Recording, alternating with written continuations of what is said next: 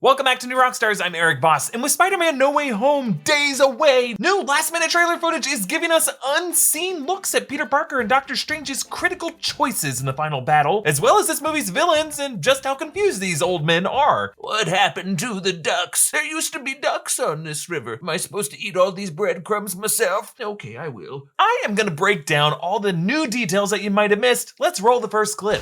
All right, Parker, you ready?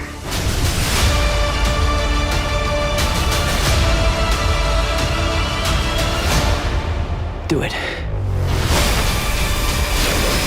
Exclusively in cinemas. Oh my God. Peter Palpatine confirmed! Do it. We've seen some of this footage before. Strange asking Peter if he's ready seems to be coming from the earlier spell that Peter tampers with that initially causes the multiverse crisis. However, Peter saying, do it, followed by Doctor Strange casting his magic are new shots from the final battle of this film. Peter is wearing his gold integrated suit and has a roughed up face. Doctor Strange now casts his golden runes that orbit him in front of the crumbling sky that spills into the purple abyss beyond. Actually, our friend MT has a great video coming out that explains the significance of that purple light. But then the promo editing syncs Strange's spell with the shot of the mirror dimension shattering, which is also a very cool shot, but I think it more likely takes place earlier in the film when Peter initially steals that box and Doctor Strange encloses him inside the mirror dimension and freaks him out with all the train cars. We actually also see a new shot of the moment Peter hits that train car, which seems to come at the end of his big tumble down through the donutting city. And now we can see he descends into Central Park where the train comes out of a portal at him. But here's a very cool detail. I'm pretty sure this part of Central Park is the Bethesda Fountain, which is a circular pond that at the center of it has the Angel of the Water statue that borders the larger lake of Central Park. Except if you look closely at that statue, I'm pretty sure the angel has been replaced with something else. No angel wings, instead an arm reared back as if for a punch. Now in real life, a statue of Captain America was erected in Brooklyn in 2016, but we also know in this film, New York's famous Statue of Liberty is being remodeled so that Lady Liberty is carrying a giant Captain America shield. So this Angel of the Water statue may also be swapped out with some Avenger the city wants to pay tribute to. Iron Man, Vision, Black Widow, or another Cap. Cap. But back to Peter and Strange. Strange's runes are similar to the ones he cast in his initial spell in his dungeon that caused this crisis, but with some major differences. The ones in his first spell look simpler, like brush script hastily scribbled down in shorthand. By contrast, these runes have more of an outline and a structure, more authoritative, decisive. They actually share a similar typeface with the runes Wanda Maximoff cast in WandaVision during her final duel with Agatha Harkness. Wanda just cast 2 of those, it looked like, in order to prevent Agatha from casting her magic in this given space and trick her into opening herself up to being drained of her magic. Doctor Strange appears to be using a lot more runes, but they have the same glowing, bold outline structure. So this now raises the question, what is Peter asking Strange to do when he says, do it? You know, as I'm going through all these details, sometimes once I found a detail, I just feel an instinct that I want to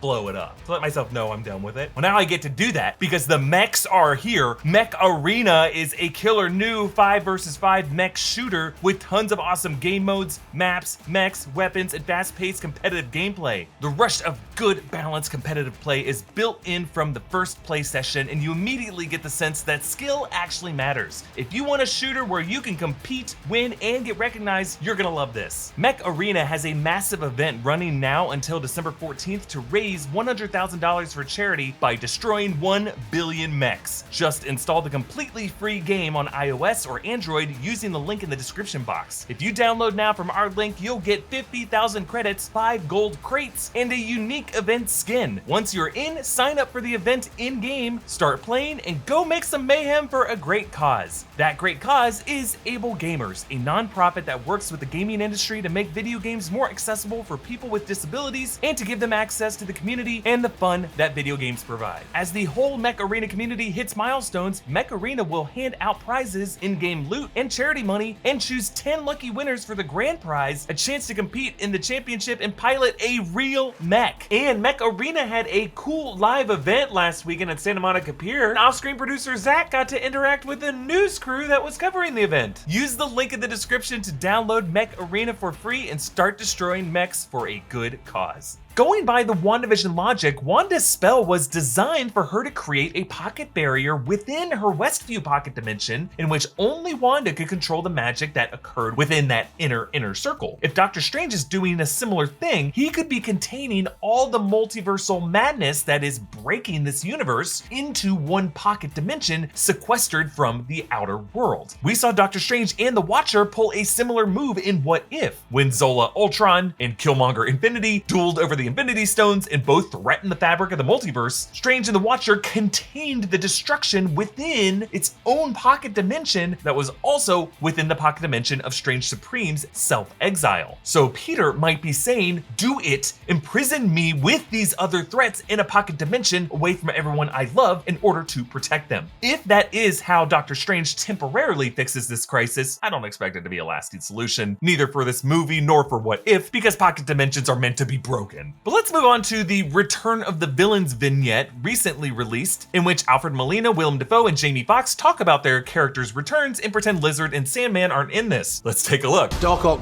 picks up where he left off. What have you done with my machine? He's looking for revenge. You want to play games?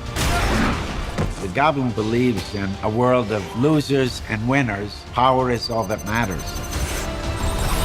Interesting. So Doc Ock truly will return from his final moments in the boathouse from 2004's Spider-Man 2, his machine referring to his fusion device in which he used tritium to spark a fusion reaction to try to create renewable energy. That was his maniacal obsession in the third act of that film. But rather than being warped from the moment he was drowning, Doc Ock must have been taken from a few minutes before that, because when he decided to drown the fusion reaction in the river, at that point Doc had his humanity restored, evidenced by his claws' red lights turning back white. But here in No Way Home, the red lights are back on the claws, meaning that the warp transference moment must have occurred before Peter electrocuted Doc Ock and before Tevye forced his claws to listen to me now. Similarly, it looks like Willem Dafoe's Green Goblin, whose thick ass now hops on his glider in the feast lobby before tossing that pumpkin grenade at Peter, was also taken from a moment of his peak cruelty when he considered life to be a zero-sum game in which Spider-Man had to be killed. A zero-sum game that he forced Peter to engage in by making him choose between Mary Jane or suffer the children. When I broke down the films of the Raimi trilogy back in summer 2020, my favorite detail that I found in the 2002 film was that random terrifying jump scare shot where Goblin screams at the audience,